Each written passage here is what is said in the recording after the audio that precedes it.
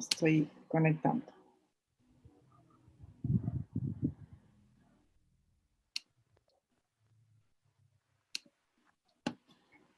Buenas tardes a todos, a todas. Bienvenidos, bienvenidas a la tercera mesa redonda de este verano. Muchas gracias, Rodrigo, muchas gracias, Juan Pablo, por aceptar esta invitación que les hizo Karina. Feliz de que estén participando. Y estas mesas redondas, estos conversatorios, se inician a partir de la inauguración de la Escuela de Sustentabilidad de la Universidad Holística. Tenemos muchas ganas de poder compartir estos temas y otros en otros encuentros, así que espero que podamos seguir en contacto con todos los que acá participan para seguir co-creando juntos nuevas posibilidades, nuevos caminos, tanto los expositores como los que asisten también, a los que están participando en los talleres que hemos hecho y en estas mesas redondas. Gracias, Karina, por la organización. Y bueno, te dejo la palabra a ti para que los presentes. Gracias, buenas noches a todos y a todas. Qué rico que estén acá, ¿cierto? Sabemos que de repente en esta fecha de febrero hay mucha gente que no está en Santiago o que, ¿cierto?, está con esta onda más de vacaciones, así que igual estar acá les agradecemos por compartir este tiempo. Primero le quiero pedir entonces a Rodrigo si nos puede contar un poco sobre cómo se acercó a este camino de vida, cómo conoció la permacultura, la bioconstrucción, como una presentación breve, para después pasar con Juan Pablo. ¿Ya? Quería decir que Agustín todavía no está disponible, pero quizás se una a lo que llegue. Gracias, Rodrigo. Te doy la palabra. Saludos a todos. Gracias por la invitación. Aquí a ver un compañero querido, Juan Pablo, no lo veía hace tiempo.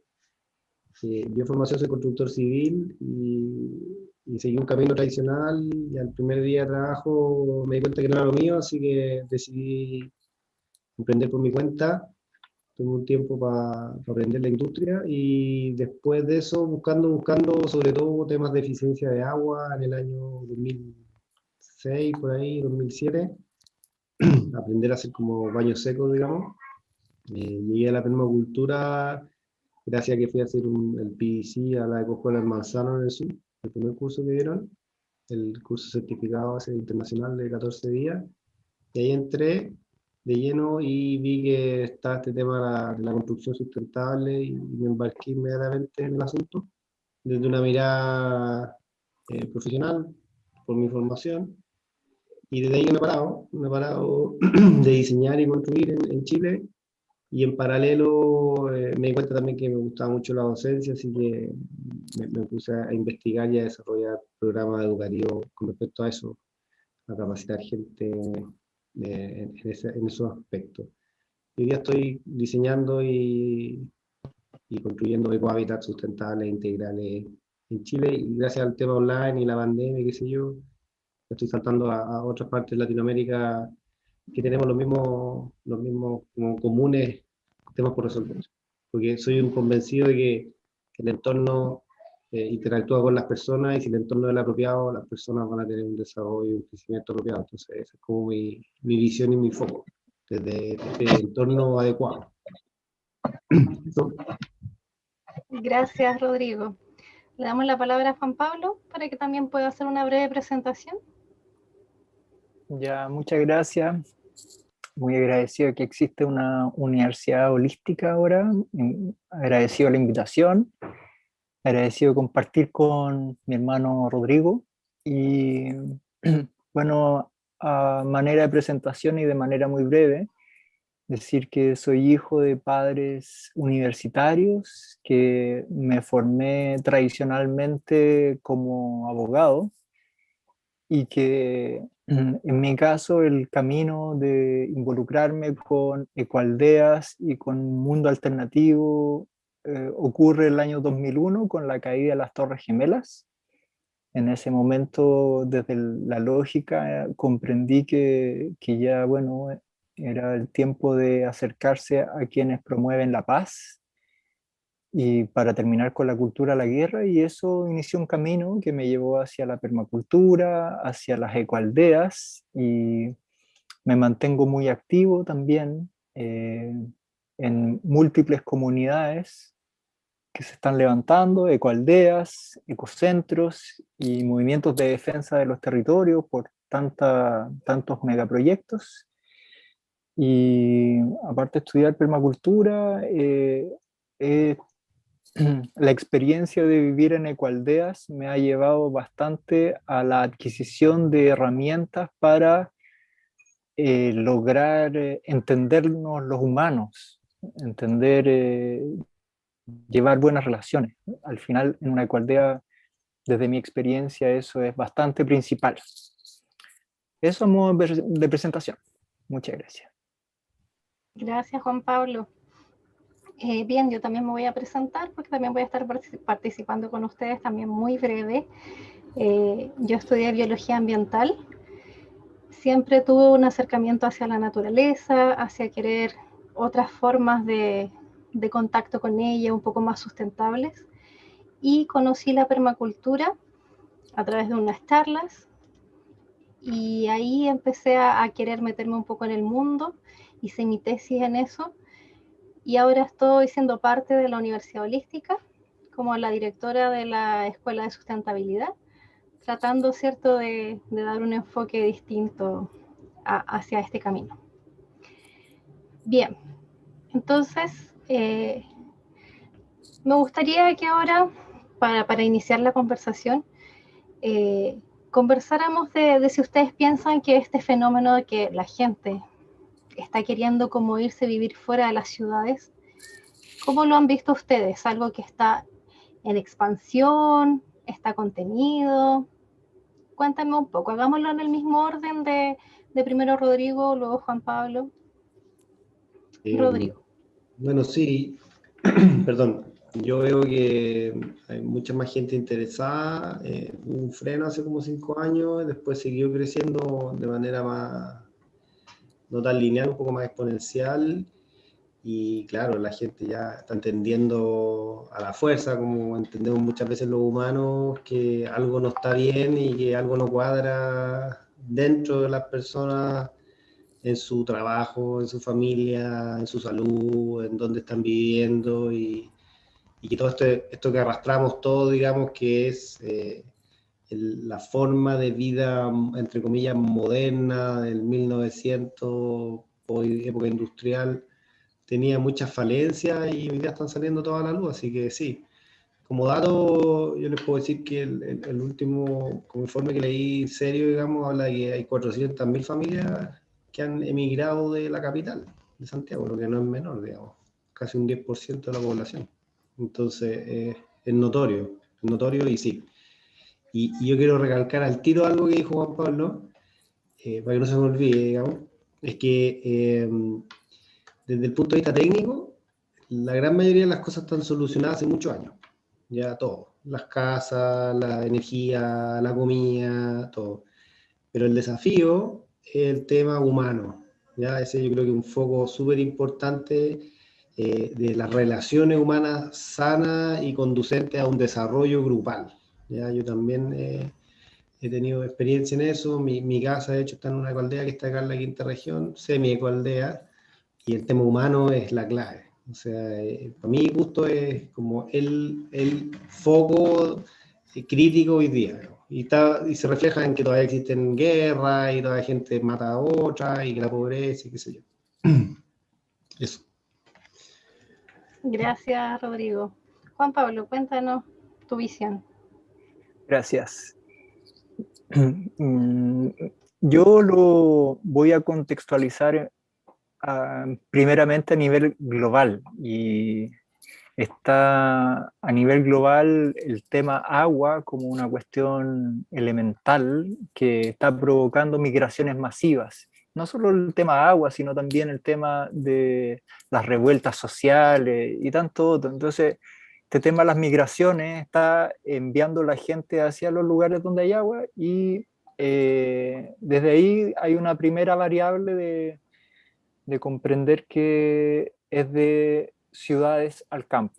Y aquí en Chile, en mi caso, yo por muchos años estuve abocado a intencionar una ecoaldea en Rari, al interior de Linares, y hace 6 años salí de allí para formar una caravana, por lo tanto soy nómade, y nuestra caravana va a lugares para apoyar a iniciativas sustentables. En este minuto me encuentro en Pucón y lo que he podido observar acá es que con ocasión del estallido social y de una cierta incertidumbre que se ha provocado en el mercado o en la gente que tiene ciertos ahorros en depósitos, esa gente ha preferido sacar esos dineros para ponerlos en inversiones en tierras. Y por lo tanto aquí hay una explosión inmobiliaria gigantesca con loteos que se llaman en blanco.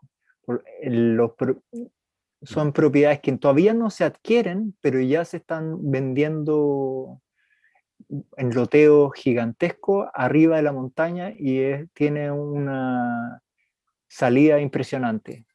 Y eso es gente con ánimo ecologista y sin ánimo ecologista también. Es como por igual que la gente se está comprando estos sitios y ahí existe una avalancha. Y por lo menos en esta zona, que es una zona muy atractiva porque existe como servicios básicos muy buenos aquí en Pucón, al tiempo que hay agua pura. Y eso está atrayendo a la gente. Eso es como por una parte. Y por la otra, quisiera comentar que con ocasión de la realización de la COP25, que es esta reunión de presidentes de todos los países que se iba a hacer en Chile y que finalmente terminó siendo hecha en Madrid, ocurrió que muchísimos dirigentes sociales, sindicalistas, feministas, organizaciones socioambientales, nos estuvimos reuniendo para intentar proponer alternativas a lo que los presidentes estaban dialogando. Y me tocó integrar la coordinación de la Cumbre de los Pueblos. Y la anécdota que tengo para contar es que cuando se vino el estallido de la conciencia, como me gusta llamarlo a mí, el 18 de octubre, a la siguiente reunión de coordinación yo llegué con una certeza y es que dije, comenzó el éxodo, porque las ciudades, si ya estaban atochadas y era imposible el traslado de los autos, los tacos, hacían como que la calidad de vida estuviese siendo como afectada, con este estallido que se rompen los semáforos y sumado en el caso de Santiago, Alto Maipo o la minera Los Bronces, que está deteriorando la calidad de las aguas, entonces es una situación que provoca un éxodo que yo creo que sigo creyendo en esa verdad, que aparte de la motivación de encontrar un lugar para poder vivir plenamente con agua pura y en ambiente saludable, está el tema de, tanto en lo social como en el deterioro de las aguas en Santiago, como un motor de expulsión de la gente. Por lo tanto, lo que nos toca es generar la conciencia suficiente y los mecanismos a la rápida para que exista una manera de habitar sustentable y regenerativa, como también está, como que se ha dicho que ya lo sustentable era de otra época. Hoy día se habla de regenerar, no solo de sostener la naturaleza, sino de atraer más naturaleza. Muchas gracias. Gracias, Juan Pablo. Un buen punto tocaste ahí, eso de que hablaste del estallido social, porque varias personas conocidas mías después de esto se fueron de Santiago. Así que sí coincide con lo que dices tú de que se provocó un éxodo, o ya sea porque les costaba mucho llegar a sus lugares de trabajo, o ya sea porque se sintieron muy amenazados por ver esto de salir militares a la calle, por diversas razones. sobre todo gente que está, por ejemplo, criando niños, empezó a emigrar de Santiago, a buscar otros lugares, como decías tú, a invertir en un terreno. Entonces yo lo que les preguntaría a ti, a Rodrigo, si uno quiere ahora irse, ¿cómo poder hacerlo también de una forma que sea responsable, de que no seamos una estampida humana llegando, ¿cierto?, hacia la naturaleza, con ganas de estar en la naturaleza, pero en el fondo dejando la escoba, ¿cierto?, como llegando ahí a la naturaleza a ocupar esos hábitats que no son nuestros. Entonces, eso me gustaría a lo mejor que nos contaran quizás cómo las personas que quieren irse hacia el campo, hacia la naturaleza, eh, ¿cómo podrías hacerlo de forma más respetuosa? ¿En qué fijarse? Si por ahí también Rodrigo nos cuenta sobre la bioconstrucción, que hay gente que puede que no la conozca, que no sepa de qué se trata. ¿Ya? Partamos contigo, Rodrigo. Qué buena pregunta, ¿eh? Nunca me lo había planteado así. Pero sí, claro, es cierto, porque como dice Juan Pablo, estos éxodos masivos generan una presión inmobiliaria en donde empieza a aflorar terrenos por todas partes, digamos, y muchas veces esos terrenos no tienen las características de habitabilidad o de respeto al entorno. Hay muchos eslogan de verde, sustentable, yo reviso un montón de proyectos de ese tipo. Yo le diría a la gente que lo primero es como tomárselo seriamente y asesorarse muy bien. ¿Ya? O sea, si yo voy a hacer algo que no es de mi área, incluso puede ser de mi área, siempre busco asesoría o apoyo de gente, profesionales competentes que tengan la experiencia. ¿Ya? Eso es lo primero, como ser muy riguroso en entender que si yo donde vaya a habitar voy a generar una intervención, voy a generar un impacto en ese entorno, y si lo quiero cuidar, bueno, ese impacto tiene que ser inteligente, responsable, precavido y todo lo que conlleva eso, porque seguro va a haber una perturbación. Entonces, sobre todo lo que yo veo es que hay mucho, como les digo, eslogan en los loteos, en las parcelaciones, en qué sé yo, y la gente por ignorancia, con muy buena intención, pero siendo irresponsable, no se asesora. Entonces compra en lugares donde no se puede construir o interviene en lugares donde no se puede intervenir, cuencas, cerros, hay de todo, hay de ejemplo en todos lados de lo mismo. Y yo les diría eso, que primero informarse muy bien y asesorarse sobre todo y entender lo que van a hacer, porque es impresionante como el vínculo dentro de las ciudades se pierde con la naturaleza. Pues entonces, estamos hablando de reciclaje, de sustentabilidad, y eso es nada, pues eso es el pie inicial de algo mucho más grande, como es la regeneración, conceptos que son más profundos y más importantes en el sentido del impacto. Entonces, eso sería yo mi visión como partir. Así como eso es como para entrar a hablar del asunto. Así. Juan Pablo, cuéntanos por tu parte. Ya. Bueno, yo creo que lo que ha dicho Rodrigo es la respuesta principal, ¿no? Como sentido común de aprender aquello que no nos enseñaron. Por lo tanto, acudir a quien pueda saber. Y lo que puedo agregar es, si hay algo importante en este minuto en toda la Tierra, desde mi perspectiva, es cuidar las aguas, y no solo eso, sino que limpiar las aguas, limpiar los cursos de los ríos, limpiar las lagunas, los mares. A eso tenemos que dedicarnos todos. Eso es lo segundo que diría en la línea de lo que estaba diciendo Rodrigo. Pero yo agregaría algo más, que tiene que ver con que estamos viviendo un cambio de época. Creo que somos todos protagonistas, toda la humanidad, todos nosotros, protagonistas de un momento muy grande de la humanidad en el que topamos fondo y tenemos que salir juntos de esta. Y la sociedad que heredamos es una sociedad que nos inculcó el egoísmo, el individualismo, la especialización universitaria. Por eso me gusta mucho el nombre de la universidad holística, que nos invita a reaprender desde toda perspectiva, ¿no? Que el ser humano vuelva a tener conocimiento sobre todo y no sobre algo muy pequeño y muy parcelado. Y entonces la manera en que creo que esto se puede llevar adelante es en comunidad.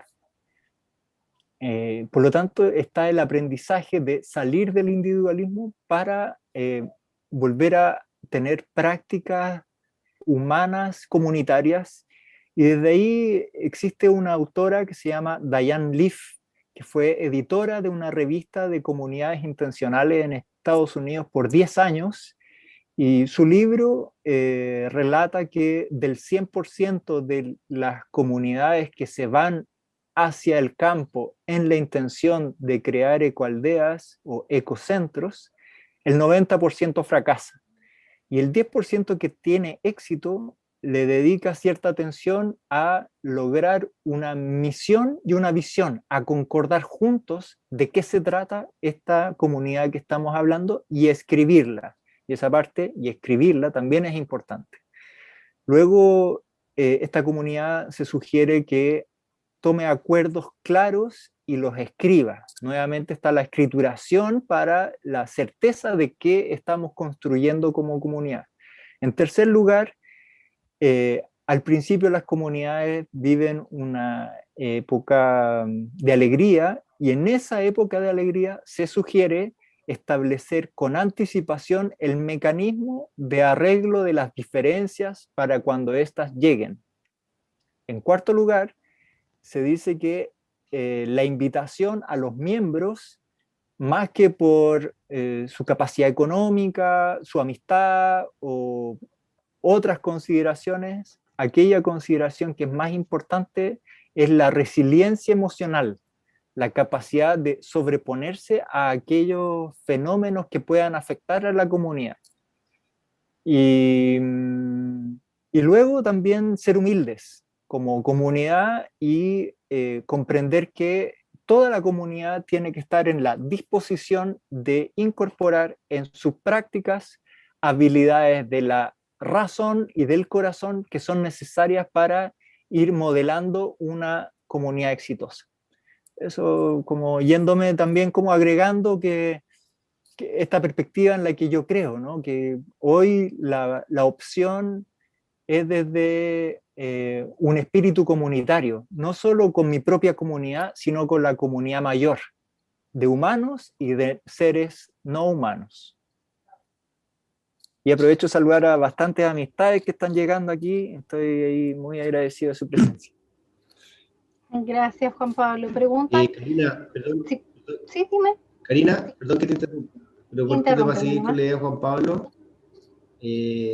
Pucha, insisto yo, o sea, la visión que trae Juan Pablo a este encuentro es clave, ¿ya? Porque fíjense en cómo se desarrolla el territorio o el orden territorial a través de los pueblos, las ciudades, los loteos, y esa visión no está en prácticamente ningún loteo, ni ningún condominio. Yo estoy hablando que veo proyectos a lo largo de todo Chile, ya he visto cientos de proyectos, no están los espacios comunes, por ejemplo. No hay lugares, cada uno llega, agarra el territorio, divide en 20 parcelas, 15 parcelas, no existen espacios comunes, no existen servidumbres de paso. Entonces, el territorio marca cómo va a ser la relación entre las personas. Entonces, llegan las personas, se cierran en sus 5.000 metros, pueden estar en el lugar más prístino y hermoso del mundo, de Chile, se cierran en sus 5.000 metros, nunca más vieron a un vecino y no ocurre lo que dice Juan Pablo. Entonces, en estricto rigor, un ecobarrio, una ecoaldea, no puede bajo ninguna circunstancia dejar la interacción social profunda, duradera, con todos los conflictos, con todas las cosas que pasen, de lado.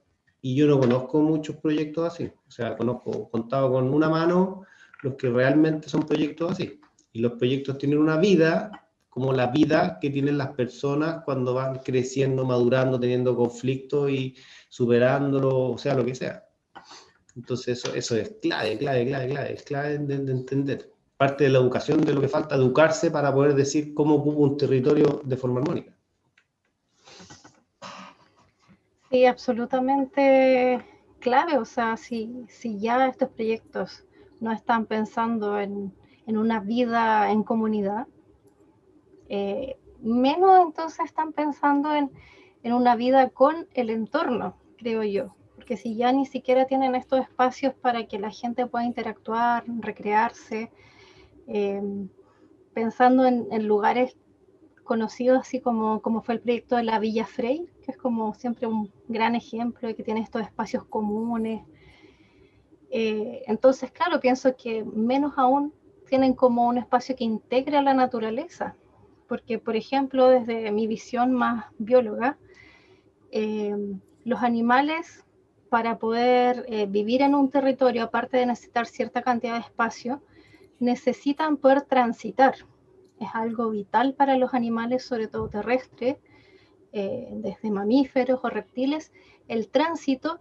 Y si todo se cerca, si no hay un espacio por donde ellos puedan pasar, no va a haber un tránsito y a ellos no les va a servir ese territorio. Entonces, mucho manejo de lugares privados que han querido hacerlo un manejo más responsable, lo que se hace es dejar corredores biológicos, ciertos lugares de paso para estos animales. Entonces, pero si no tenemos ni siquiera la conciencia de tener un espacio común, es como entonces hablar de un corredor biológico, claro que van a ser palabras mayores. Entonces, complicado, sobre todo si tú comentas, Rodrigo, que en muchos proyectos que has visto no ves esto que esté presente. ¿Ya? Para nada.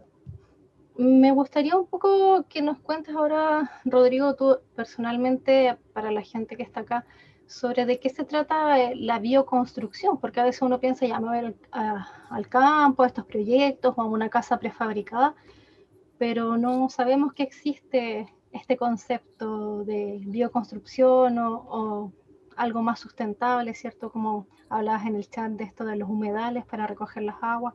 Entonces, cuéntanos un poco a grandes rasgos de qué se trata. Partir diciendo que la bioconstrucción es tan antigua como el ser humano. Ya, el ser humano siempre se ha envuelto con los materiales que tiene de forma local.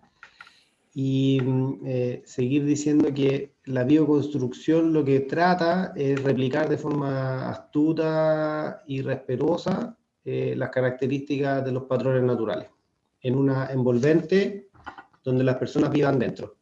Entonces esto quiere decir que son lugares que entienden dónde están puestos, ¿ya? E interactúan con el entorno y con las personas que lo ocupan con estos patrones, ¿ya? Siguiendo ciertos patrones. Por lo tanto, existe una relación viva, por eso es bioconstrucción, entre las personas, la construcción y el entorno. No es un pedazo, una caja o una cuestión que yo agarro, la diseño en X lado y la pongo en tal lugar y chao, y la gente interactúa adentro. Entonces, es un concepto bastante potente desde ese punto de vista porque parte con un entendimiento del lugar. Entonces, uno lo que busca es poder entender el lugar, ya lo más posible, digamos, a través de la observación, para poder insertarse de forma armónica en ese lugar, tratando de generar el menos impacto posible, y hoy día se suma a esa reducción de impacto el plus de poder generar una mejora del lugar, porque los lugares en general están tan deteriorados todos, ¿ya? Que nosotros ya no, como decía Juan Pablo en un inicio, la sustentabilidad es de la década pasada, o yo les diría es noventera, ya la sustentabilidad es un concepto noventero. Hoy día lo que se necesita es regenerar los entornos, ya todos. No existe entorno que no haya que regenerar por X razón. Entonces, insertarse de forma armónica busca también que la gente viva en un lugar adecuado a las condiciones vitales del humano, que son temperatura, humedad, sonido, en rango súper claros, digamos, independiente de la geografía y el lugar del mundo donde uno se encuentre, y que más encima uno, al entorno que está interviniendo, le agregue esta variable de recuperación o de regeneración o recomposición de las características vitales por lo menos mínimas, como por ejemplo el agua. Cursos de agua que yo tomo lo utilizo y lo devuelvo al mismo entorno mejor o igual como estaba, digamos, como idea, como concepto de tratar de hacer un beneficio al lugar, ¿ya? Porque el lugar es clave, porque nosotros en el fondo vivimos dentro de un lugar que está dentro de un lugar y etcétera, etcétera, etcétera. Entonces, si cada persona, como un nodo, como una célula, hace esto en su lugar, bueno, eso va a sumar que una cuenca se recupere, que se reforeste un secano que está deteriorado, y eso es básicamente replicar los patrones vitales a través de la arquitectura y construcción ecológica. Tiene muchos nombres, ¿eh? Casas ecológicas, casas pasivas, construcción sustentable, construcción en tierra, básicamente buscan lo mismo. Hay algunas cosas más profundas que otras, pero dentro de lo mismo.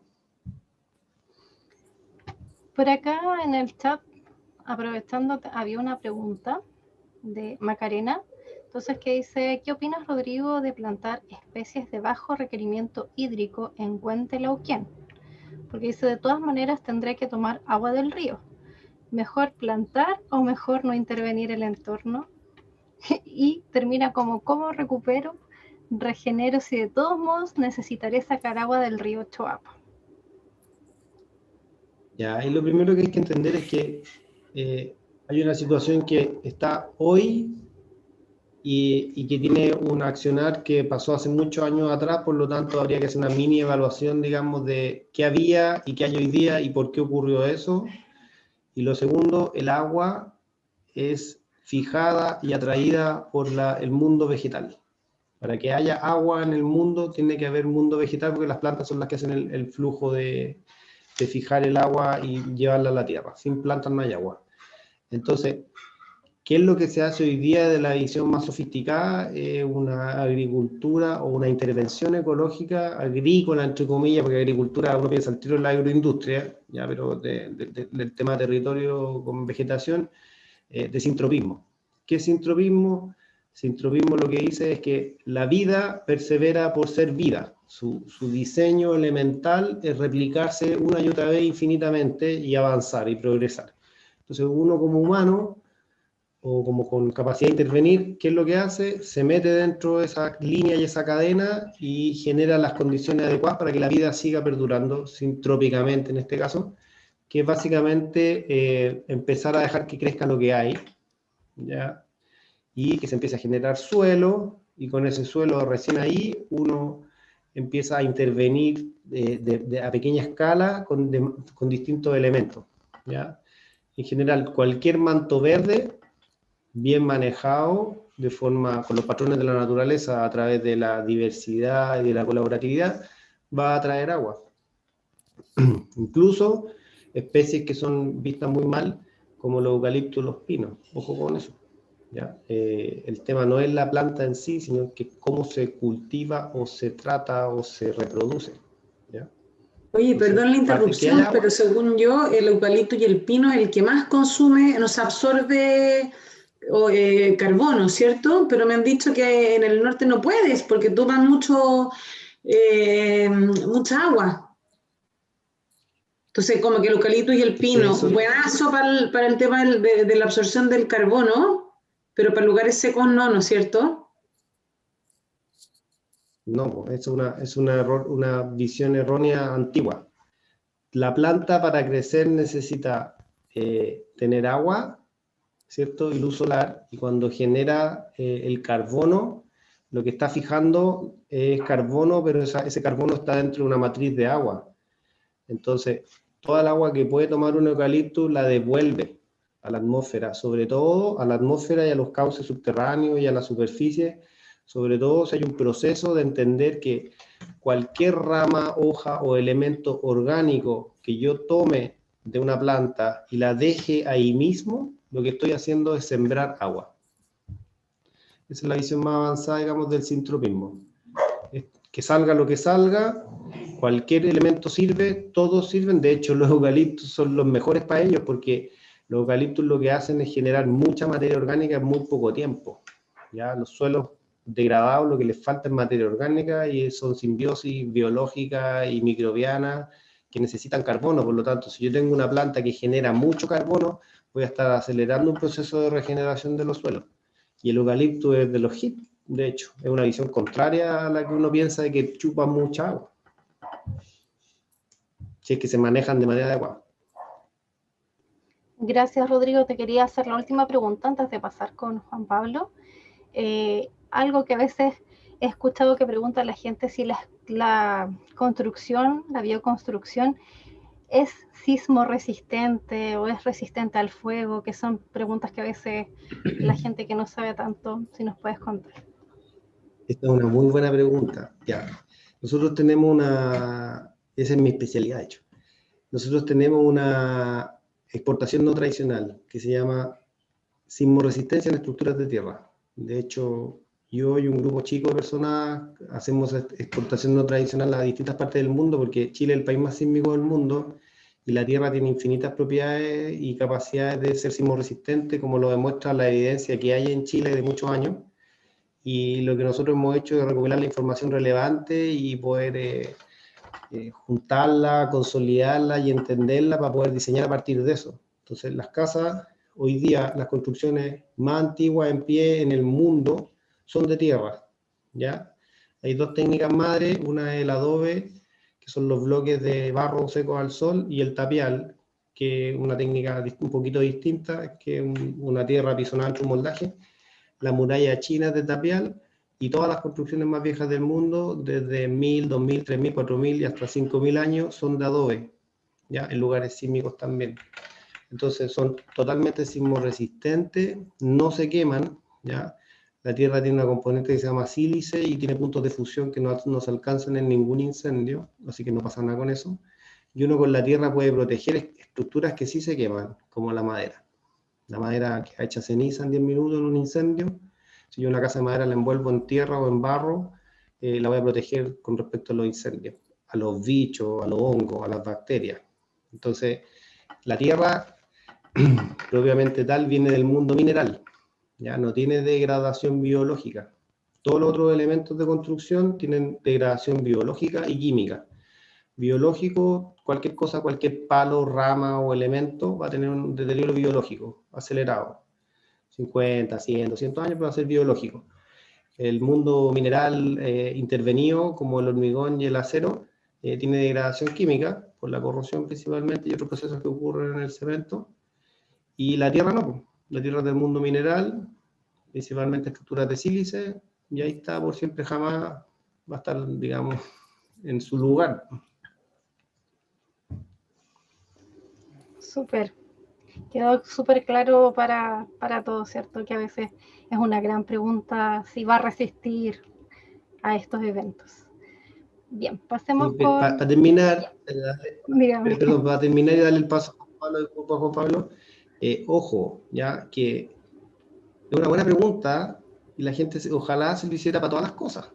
¿Ya? Hoy día una casa en Chile, estamos en Chile, una casa de pino en Chile no dura más de 30 años, le hagan el tratamiento que le hagan, ¿ya? Da lo mismo, no dura más de 30 años por las características de la madera y las condiciones ambientales.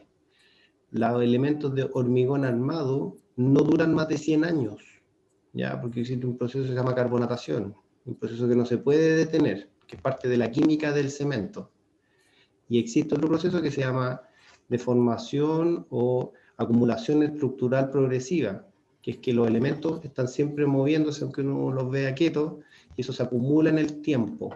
Entonces hoy día un edificio de hormigón armado, la fecha de duración es de 100 años. ¿Ya? Ojo con eso, ¿ya? Porque la gente piensa que son todas las cosas eternas. Y la Tierra no tiene ninguna de esas características de degradación a largo plazo. Ya, eso. Gracias, Rodrigo. Muy interesante, porque uno igual no creo que se cuestione la durabilidad, piensa que me compro eso es para siempre. Y nada es para siempre. Bien, pasamos con Juan Pablo. Juan Pablo, te quería preguntar, ¿cierto? Tú nos conversaste sobre esta caravana en la cual tú participas, que va a ayudar gente que está armando proyectos de Ecoaldea. Me gustaría que nos contaras más quiénes se pueden contactar con ustedes, cómo lo hacen, contarnos un poco más de esa experiencia. Gracias. Bueno, esta sociedad también es sedentaria, ¿no? Entonces los nómades somos nuevos nómades, estamos reaprendiendo. Y en mi caso, esta es la tercera caravana en la que participo. Y, y el caso es que todos hemos sido testigos en nuestro país de los grandes cambios de los últimos tiempos. Por lo tanto, nuestro plan era ir a México y la verdad es que tanto el estallido como después la pandemia ha hecho que todo cambie muy radicalmente en el caso de nuestra caravana. Y actualmente estamos un poco más abocados a apoyar aquellos lugares donde las personas que son de la caravana tienen algún espacio. Entonces tenemos en Laguna Verde a Rucayún, que es un espacio donde queremos levantar una escuela de bioconstrucción. Ese es un proyecto naciente de hace muy poco. En Putaendo tenemos la Casa Putraintú, que es una casa donde se hacen talleres de todo tipo, una casa que tiene capacidad de alojamiento, que ya tiene su trayectoria, pero de todas maneras siempre, digamos, estos espacios necesitan fuerza y yo al menos pretendo este año estar potenciando estos nodos de los que formamos parte. Luego, en la séptima región está la Bella Ecualdea, Porrari, que queda cerca de Panimavia, en la comuna de Colbún, y allí la caravana acaba de obtener un espacio bien en el centro de la Ecualdea y estamos invitados a levantar un espacio. Por lo tanto, el 15 de marzo, lo tiro aquí, abrimos un voluntariado para comenzar esa aventura. Así que aquí los miembros de la caravana principalmente nos vamos a encontrar en ese lugar. Ese es un lugar excelente para conocer personas que estén motivadas, sea con el aprendizaje de lo que significa un proceso comunitario de bioconstrucción o con derechamente ser parte de esta tribu nómade que está prestando servicios al tiempo que aprendiendo mucho en el camino. Y luego acá por la comuna de Curarrehue estamos en alianza con dos espacios, no, pero voy a mencionar uno porque el otro es muy naciente, que es en Añehuarraqui. Ahí tenemos un espacio donde hay 1000 metros de un espacio de jugar o de explorar con la permacultura. Y bueno, yo creo que es a través de nuestra página, puedo dejar aquí mi correo también en el chat para Lo están contactar. pidiendo, Juan Pablo, están pidiendo que nos dejes el contacto de Ya. cómo pueden contactarse para el tema de los voluntarios, otras cosas para que lo pongas acá en el chat, la página o correo, ahí se pueden contactar con Juan Pablo. Juan Pablo, también me gustaría que a través de tu experiencia, como lo que comentaba esto de que era muy importante las relaciones entre personas, como qué es lo que has visto de si, no sé, sigue esta tendencia que tú decías de momentos, ¿qué puede ser como los problemas más difíciles que atraviesan estas comunidades en torno a la convivencia? ¿Qué es lo que tú has visto que podría hacer que se produzca un quiebre? Mm. Mm. La verdad es que no sabría responderte, no sabría responderte en el sentido de la cantidad de veces o qué tipo de malos entendidos se producen, pero yo creo que los malentendidos, más bien tengo el interés de responder la pregunta desde otro lugar, que es desde ¿por qué se producen los malos entendidos? Y para mí hay un autor milenario que se llama Nagarjuna, un sabio antiguo, que cuando yo lo leo creo que se mantiene totalmente vigente cuando él describe a la política como este arte de decidir. Y entonces él dice que en la política lo primero es la sanación. ¿Cómo yo entiendo esto? Lo entiendo como una sociedad que vendiendo o bien replicando el mito de que nos da la idea que estamos en una sociedad que alcanzó la cúspide de lo posible. Es como la sociedad más sabia porque hemos logrado inventar aviones que viajan muy rápido o trenes que por los avances tecnológicos creemos que hemos alcanzado lo máximo en tecnología, cuando en realidad yo creo que, y sigo autores chinos, en realidad estamos en lo más bajo a lo que hemos podido llegar como sociedad. Estamos poniendo en riesgo la supervivencia nuestra, estamos extinguiendo especies como nunca antes existe registro en la historia de la humanidad, y por lo tanto lo primero es sanar esta cosmovisión o todas estas ideas que se nos han enseñado toda la herencia cultural nos lleva a la idea de la sanación y la curación. Eso es lo primero, para poder entrar a dialogar sin tantos problemas.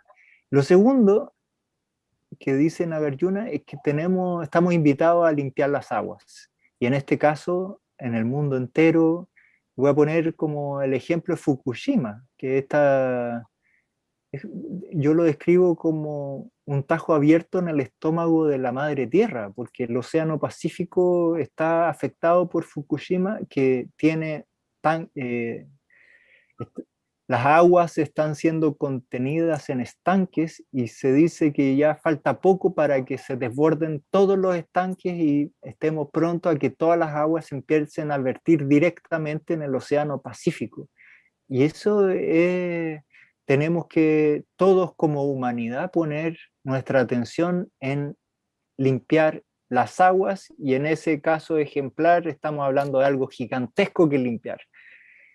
Pero tanto curando, sanando, digamos, volviendo a ser seres humanos nobles, eso nos lleva a limpiar las aguas, y eso es para llegar, en definitiva, como dice Nagarjuna, a lo más importante, que es hacer el trabajo de autoindagación, que es saber quiénes son los seres humanos, quién es uno. Y yo creo que en ese trabajo está el encontrar un camino hacia la felicidad, hacia la paz, hacia lo que realmente nos hace sentido más profundamente. Entonces me tomé de tu pregunta como para sacar a relucir este autor, porque me parece que la pregunta era ¿cuáles son las principales causas de desaveniencia y de problema, ¿no? Y yo te diría que con esta respuesta estamos encontrando una manera de encauzar completamente a toda la sociedad. Y es una manera muy sintética de decirlo. Por eso respondí de esa manera. Gracias, Juan Pablo. Quiero complementar lo de Juan Pablo. Dale, Rodrigo. Yo, mi casa está en una comunidad ecológica, yo vi 7 años en una comunidad ecológica. Entonces, lo que dice Juan Pablo es tal cual, digamos. ¿Cuáles son los conflictos más típicos? Es que los seres humanos no nos hemos hecho cargo nosotros mismos de resolvernos, de entendernos, de superar nuestros rollos, trancas, temas generacionales, temas emocionales, y eso sale a la luz frente a cualquier tontera de cualquier especie, con el vecino de al lado, con el que vive 2 casas más allá, con el que está más acá, y son finalmente temas triviales que tienen directa relación a la salud global, holística, de las personas involucradas. ¿Ya? El poder ponerse en el lugar de otro, el no tomarse las cosas personales, el tener un desarrollo espiritual, físico, emocional, lo que sea, personal. Entonces, somos una sociedad de personas enfermas que nos vinculamos insanamente, no sé cuál es la palabra, con otros, ¿ya? De forma enferma porque nosotros estamos enfermos y la tierra está enferma porque nosotros estamos enfermos. Entonces, ese tema de la salud, o sea, es totalmente clave, ¿ya? Y eso explota por el perro que tiene el vecino que no le pone una cerca y va y hace caca en mi patio, por ejemplo. O el gallo que deja la luz prendida y no sé qué le pasa. Y yo agregaría a eso, del tema de la salud de las personas, de la salud de la sociedad en general y de nuestra relación humana, la visión, ¿ya? La visión grupal que también Juan Pablo lo mencionó antes, ya lo mencionó, lo respondió antes eso, en el sentido de que es como una relación familiar y una relación de pareja. Y yo insisto aquí, esto es lo más difícil del desafío de este siglo, son las relaciones personales, no es nada técnico. Ya todo lo técnico está resuelto hace muchos años. Hay autos eléctricos hace 120 años en el mundo inventados. ¿Ya? El tema de las relaciones personales, entonces que la comunidad tenga una visión a la cual aferrarse, que la aglutine, que la contenga, que cada individuo se sienta contenido, parte y representado y escuchado en esa visión de comunidad, hace que los lugares se sostengan o no.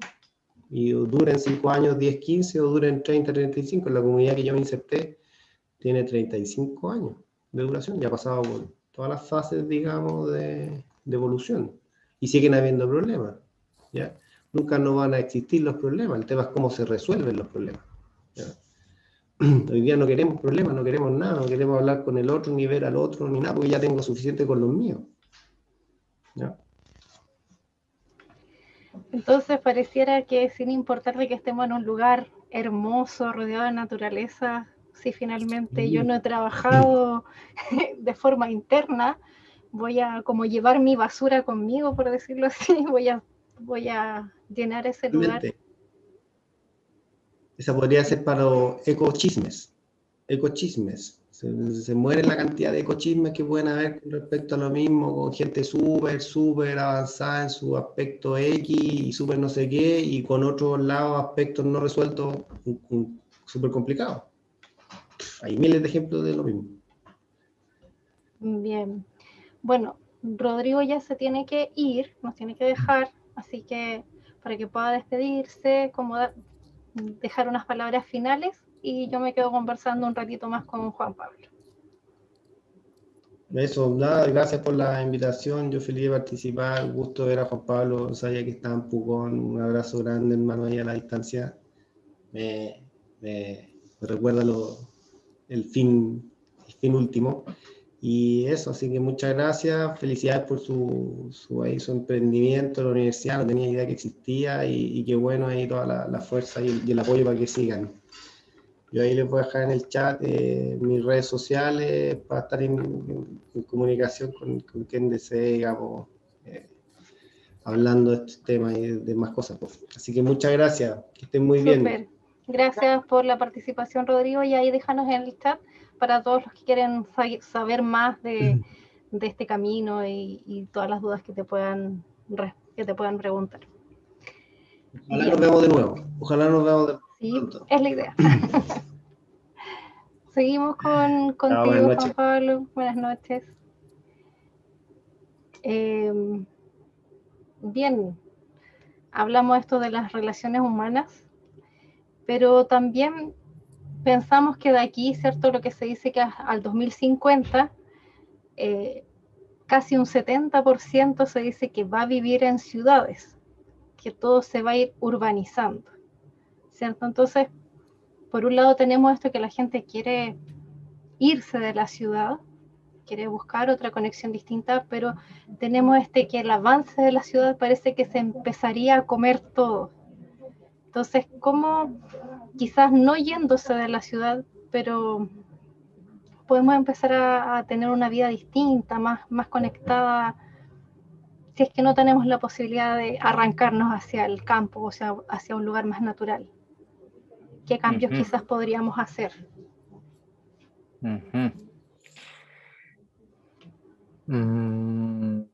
Bueno, la pregunta parte con una premisa que es una estimación de crecimiento de las ciudades Y en primer término yo creo que esa estimación no creo mucho en ella, porque estamos habitando una sociedad que se expresó con millones de personas en las calles diciendo basta, no queremos más de esto, y por lo tanto creo también que esta sociedad chilena es pionera del mundo. Creo que interpretamos a toda la humanidad en que no queremos más esta sociedad y esta mentalidad que sería una cosmovisión. La cosmovisión dominante que viene desde la cultura greco-romana, qué sé yo, con una historia que estamos repitiendo, que los romanos, que los griegos, que llegaron desde Europa a descubrir América, y todo eso es un relato que ya no se sostiene. Aquí lo que hubo fue un genocidio y un despojo territorial y cultural, y por lo tanto pongo en cuestión un poco la premisa de lo que dices. Pero de todas maneras la contesto desde la perspectiva de que sí existen las ciudades, sí congregan a millones de personas, y por lo tanto, ¿qué es lo que se puede hacer en las ciudades? Yo creo dos cosas. Uno, creo que es importante el tema de los ecobarrios, de conversar con el vecino y de hacerla juntos. Y desde ahí en el ecobarrio está todo el infinito abanico de posibilidades que la creatividad nos permite. Eso es plantar árboles, cuidar a los vecinos enfermos, apoyarnos en la incorporación de conocimientos sobre salud, sustentabilidad, cuidarse mutuamente. Y eso es muy vasto porque significa una conversación, y aprender a conversar y aprender a tomar acuerdos. Entonces esa es la primera respuesta, ¿no? Como la invitación a los ecobarrios en la ciudad. Y la segunda, que a mí me hace sentido, tiene que ver con que si nos vamos a juntar con otros, también tenemos que tomar nuevas herramientas para emprender nuevos proyectos. Y así como lo que ha sido mi experiencia en las ecoaldeas es lo que leí aquí en el chat, el tema de las estructuras invisibles. Y estas estructuras invisibles tienen que ver con maneras de pensar. Entonces, los proyectos tradicionales, cómo se implementan en las empresas, es a través de la carta Gantt. Una línea del tiempo, responsables y tareas asignadas a los responsables y los tiempos. Ahora, el problema de esa estructura invisible es que proviene de un dueño o de un gerente, o sea, de un sueño de una persona, y todo el resto tiene que trabajar en función del honorario o del aporte monetario que reciba por su servicio. Entonces, en los proyectos comunitarios, y yo creo que del nuevo paradigma, de lo que se trata es de partir antes juntos, partir soñando juntos. Primero, poner en común todos los sueños de lo que va a ser el ecobarrio. Escucharnos profundamente sobre los sueños antes de ir a los problemas de los que hay que solucionar. Es primero qué es lo que soñamos juntos en este barrio.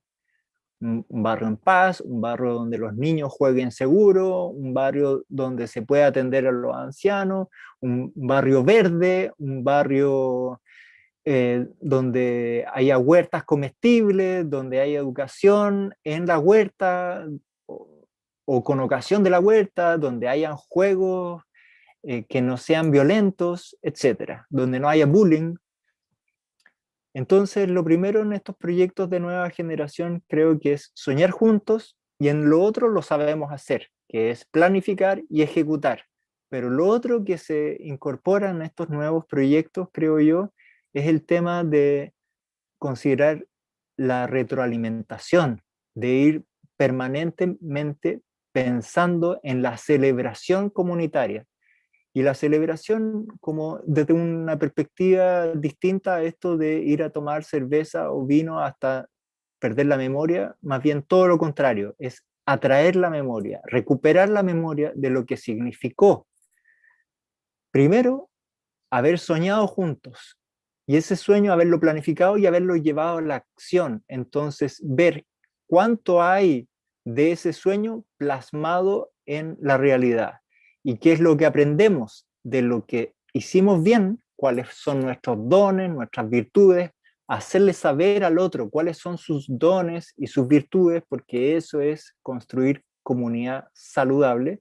Y también respecto de los defectos de las personas o de lo que no pudimos hacer, eso es también oro para la nueva vuelta, del nuevo sueño, de cómo vamos a hincarle el diente a aquello que no supimos hacer en la primera vuelta.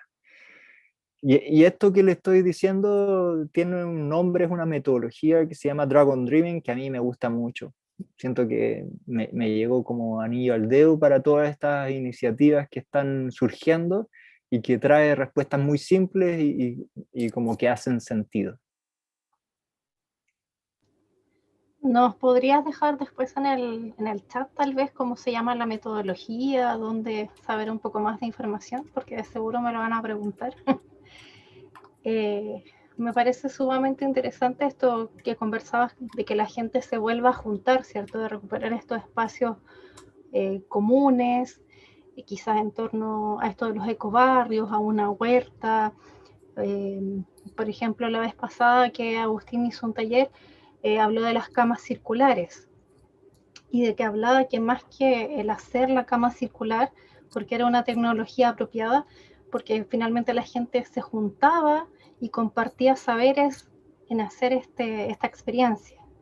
Entonces, como todo esto de juntarse, o también yo encuentro súper importante el volver a ciertos ritos en conjunto, como tú decías, no esto de ir y nos emborrachamos todos, sino como de volver a estos ritos que habían antes, tal vez de conectarse con los tiempos de agrícolas, de la cosecha, o los ciclos naturales que hemos dejado de observar. Encuentro que sería súper importante retomarlos en forma comunitaria. Así que bonita esa parte. No sé si alguien quiere hacer alguna pregunta a Juan Pablo, abrir el micrófono para preguntar. Damos ahora este espacio. Hay una pregunta que ya hicieron que dice, ¿se puede pensar en una soberanía alimentaria en lo urbano?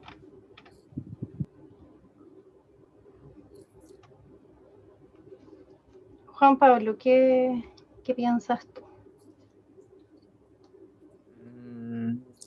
Desconozco, o sea, estamos en Chile y desconozco de dónde son las personas que nos están viendo. Conozco a varios, creo que hay alguna, aquí está la amiga Gilda de Olmué, está Jimena que vive en Santiago, Florencia, nos conocimos en Santiago. Y por lo tanto Santiago es la mega ciudad de Chile, es el ícono, ¿no? Yo creo que otras ciudades pueden tener una chance, pero cuando hablamos de Santiago, hablamos más que de una ciudad, hablamos de una megápolis, una de las ciudades más grandes del mundo. Por lo tanto, ahí está Sí. este libro, ¿no? Claro. Y yo creo que... Gilda está mostrando el libro. Claro. Yo creo que sí, en las pequeñas ciudades hay opción, pero creo que en una ciudad tan gigante como la ciudad de Santiago es más difícil. Pero no quita que de todas maneras en todas las ciudades, las personas que nos estamos acercando a la comprensión de la crisis mayor que habitamos en este presente, y si habitas una mega ciudad, hay que contribuir a los ecobarrios y a la soberanía alimentaria y a estar ahí sembrando las huertas urbanas. Me parece que la huerta urbana dentro del movimiento de permacultura es una bandera muy importante. Esa sería mi respuesta. Digamos que de todas las iniciativas en las que uno se puede involucrar en la ciudad, creo que las huertas urbanas son principales porque no es solamente el tema de obtener alimento del propio barrio, sino que es mucho más que eso, sino que es regenerar el tejido social, Creo que ahí está la otra gran virtud de las huertas urbanas, porque ahí uno se encuentra y puede conversar sobre lo que provoca una crisis como esta. Es una crisis que provoca angustia, depresión, y por lo tanto la huerta urbana aparece como una luz de esperanza, donde me encuentro con otros que están diciendo, tengo que salir a la calle para encontrarme con el otro, con quien puedo tener cierta sintonía. Y esa persona que tiene sintonía quizás me va a brindar la oportunidad de ir a conocer grandes maestros que están levantando ejemplos de sustentabilidad. La propia Gilda, que nos está escuchando aquí, tiene en su espacio algo ejemplar, que era un espacio donde no había tanto bosque, y hoy día es un lugar con huerta, con arbustos comestibles, con ejemplos de bioconstrucción, y por supuesto todos los ejemplos son mejorables, porque al final no creo que se trate de que esos pequeños centros que están presentando un ejemplo se salven por sí solos, sino que sea como los ejemplos que nos impulsen a todos a contribuir a una nueva cultura. Yo creo en este como efecto dominó, un efecto de multiplicador, porque así como vamos no lo estamos logrando, las tendencias siguen siendo destructivas a gran escala, y donde está la esperanza es que en alguna parte se produzca una gran bajada de conciencia de alinearnos con una nueva cultura, así como surge la universidad holística, que surjan muchas universidades holísticas de permacultura, de regeneración, que sea el nombre que sea, pero es como una cultura de la colaboración.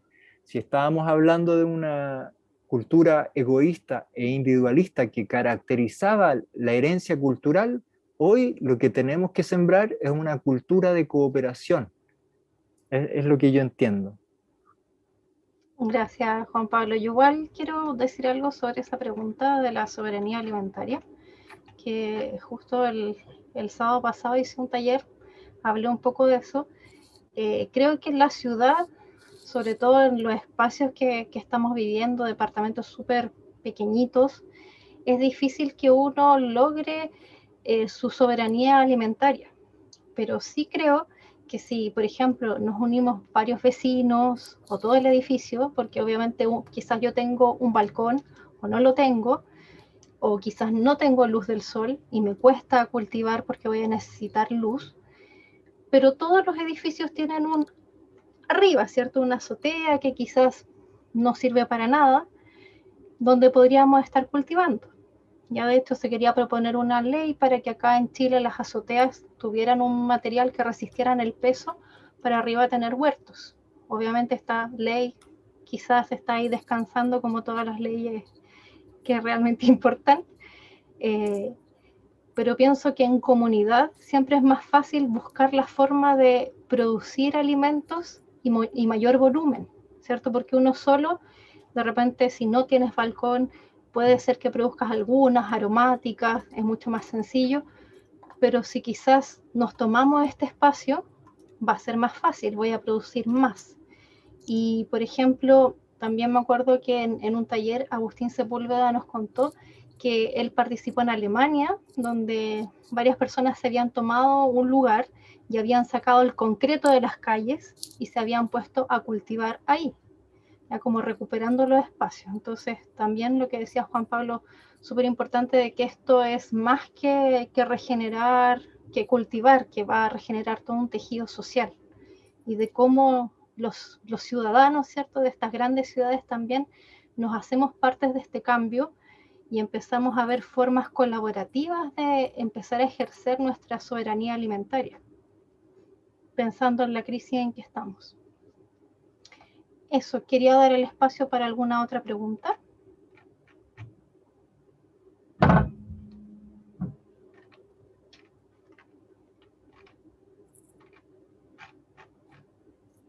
Aquí por acá dicen cultivar en plazas o áreas verdes. Gracias.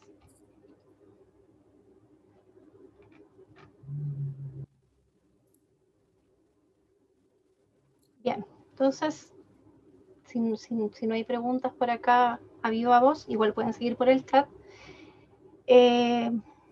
Como cerrando ya, Juan Pablo, me gustaría como ir cerrando esta experiencia, quizás con una reflexión final en torno a lo que hemos conversado hoy día.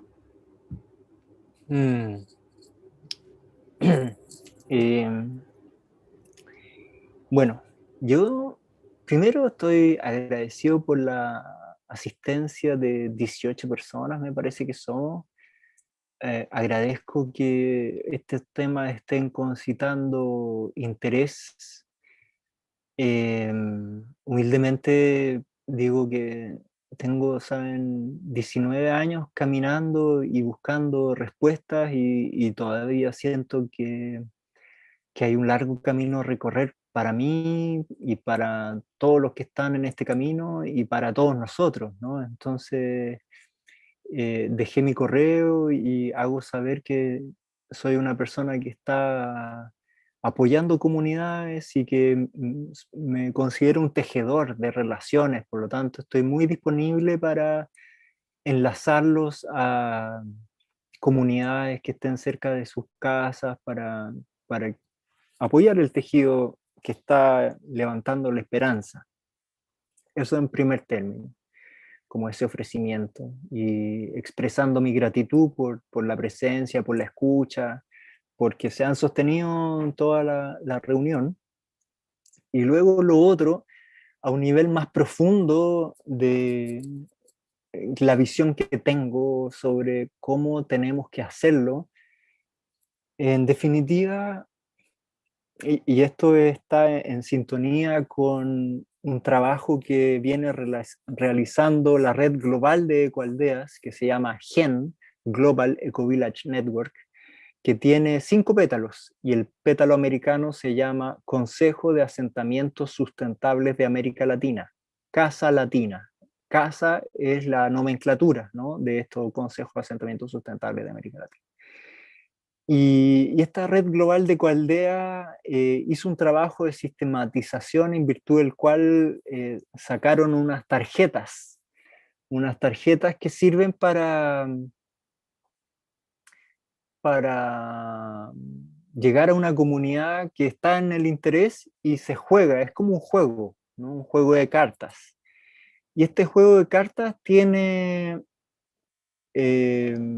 4 aspectos que resultan comunes cuando se le pregunta a los estudiosos de cómo es que vamos a lograr el gran cambio. El cambio soñado, algunos dicen profecía, otros dicen simplemente la transición a un nuevo mundo, ¿no? Y yo adhiero a la idea que lo que estamos invitados a hacer es al cambio de cosmovisión. Y por lo tanto, cuando hablamos de cosmovisión y hablamos de los autores que están surgiendo, que dicen esto y lo otro, a mí eso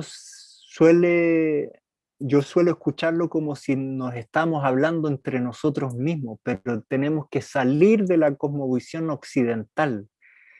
Y eso solamente se puede encontrar en los pueblos indígenas. Entonces yo llevo un camino prestando atención a lo que dicen los pueblos indígenas, y desde ahí mi acercamiento es principal con los mapuches, porque se encuentran acá, y en segundo término con otros pueblos de los que escucho, oigo y leo que han logrado mantener prístino el relato desde el origen, el relato originario, que nos puede explicar de cómo fue que nos desviamos tanto como para llegar a crear una cultura de la guerra, porque creo que eso es lo que habitamos, una cultura donde no hay espacio en el que no haya conflicto tremendo entre las personas. Y eso es porque hay una cultura en nuestra genética de encontrar el desperfecto y aumentarlo. Entonces, vengo saliendo de un retiro con un líder indígena guiado por un líder indígena de la Sierra Nevada de Santa Marta, de indígena Arhuaco. Esta etnia no fue contaminada, ellos no se contaminaron con el hombre blanco, porque viven en lo alto de la montaña. Y en síntesis, él sugiere, en primer término, la limpieza. La limpieza, nuestra limpieza, para poder obrar en el mundo tenemos que limpiarnos, y ellos ofrecen una técnica bastante similar a la budista, es una meditación, solo que a diferencia de lo budista es una meditación en y con la naturaleza, y luego de la limpieza, porque ellos dicen que tenemos que retornar al origen, y el origen se encuentra en nuestra mente. Por lo tanto, es a través de nuestra mente que podemos ir hacia el origen. Y entonces, una vez limpios, tenemos que hacer pagamentos. Y los pagamentos son deberes, es porque hemos tomado tanto de la naturaleza. Toda la materia que usamos la estamos tomando de la naturaleza. Y la naturaleza son seres, hay seres. Entonces, el balance se logra a través de los pagamentos. Y el tema de los pagamentos es transversal a múltiples pueblos indígenas. Entonces, primero nos limpiamos y después hacemos pagamentos para equilibrarnos con los seres de la naturaleza. Y luego vienen las ofrendas, que a diferencia de los pagamentos, no tiene que ver tanto con el deber para el equilibrio, sino con una expresión genuina de nuestra gratitud hacia la naturaleza. Y la naturaleza es mi experiencia, sabe reconocer tanto los pagamentos como las ofrendas.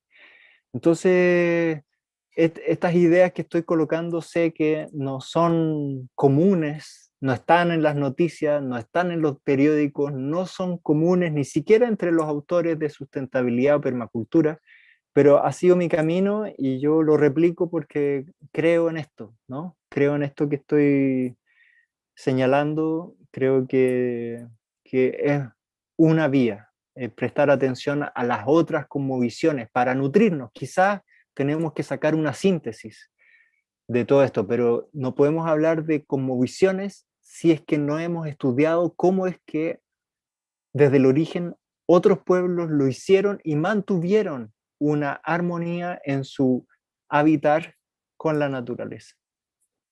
Eso sería como lo segundo que tengo para decir en la despedida. Me encantaron tus palabras, Juan Pablo. Llegaron mucho al corazón porque creo en cosas muy similares que, como tú dices, de repente no están en los libros o en cosas así como de sustentabilidad, pero creo que son básicas. O sea, estamos preguntando por volver a la naturaleza, volver a vivir ahí. Entonces, claro, siento que hay que mirar cómo era la relación que tenían los pueblos originarios, nuestros antepasados, de que podían ahí estar habitando tanto entre sí mismos en sus relaciones y en la relación con la naturaleza, no solo como la naturaleza, sino también con estos entes que hay en la naturaleza, con este respeto a esos seres que la habitan, y que eso los hizo poder llevar una buena relación y sustentarse ahí. Entonces es muy linda esta visión de volver a mirar en este lugar. Y también de lo que decías de esto de que vivimos como en algo, en la guerra, ¿cierto? Y que tenemos que salir un poco de ese lugar también. Muy importante porque nosotros como Universidad Holística no solo esperamos un conocimiento racional, sino que también esperamos entregar como un desarrollo del ser humano. Así que tus palabras son súper acordes a lo que nosotros también pensamos. Bueno, agradecerle a todos los que han estado participando por su tiempo. Espero que, bueno, si ahora tienen alguna pregunta más que hacer también en el chat. También dejar los invitados a que el sábado tenemos un taller sobre basura cero, ya para que puedan aprender un poco sobre ese tema. Y bueno, le quería dar la palabra a Mónica también. Gracias, Cari, gracias, Juan Pablo, y a todos los que asistieron. Muy lindas tus palabras, Juan Pablo, y me gustó mucho escuchar esto que decías del sueño común, porque precisamente así partimos con la Universidad Holística. Cuando le cambiamos el nombre, antes era Escuela de Enfoque Holístico, que ya este año cumple 16 años.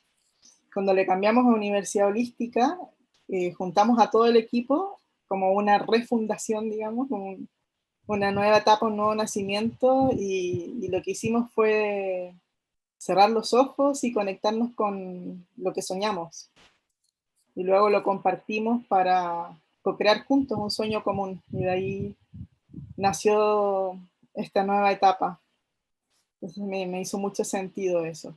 Y estamos estamos aprendiendo unos de otros. Es una educación que queremos que sea viva, que sea orgánica, y vamos aprendiendo los desafíos que nos va presentando el camino, y de donde todos tienen algo que aportar, los estudiantes, la comunidad en general. Que bienvenidos y bienvenidas todas a colaborar, a colaborarnos, a seguir aprendiendo juntos. Muchas gracias. Y los quería invitar también, que hay una plataforma también que nosotros creamos ya hace como 2 años, que se llama Yo Impacto Positivo, que ahora en marzo vamos a empezar a dedicar más energía a ese proyecto, que es muy lindo, y bueno, por temas de recursos humanos no habíamos podido dedicar tanto tiempo. Y es una plataforma para todos los que tienen algún emprendimiento que impacte positivamente a nivel social, medioambiental, y puedan publicarla ahí, y tiene geolocalización para que las personas los puedan encontrar, ¿no? Si conocen algún amigo o amiga que tenga algún emprendimiento, también puede publicar. Se los voy a escribir acá en el chat. Gracias, Juan Pablo, una vez más, gracias a todos. Y bueno, todos vamos haciendo el camino juntos. Ojalá podamos llegar a más instancias de encuentro y de despertar esta conciencia, porque finalmente el vivir en encuentro con la naturaleza es también vivir nuestra propia naturaleza interna. Así que también hay que despertar ahí. Gracias, buenas noches a todos, que estén muy bien. Chao. Chao, muchas gracias. Chao, gracias, se pasaron. Chao.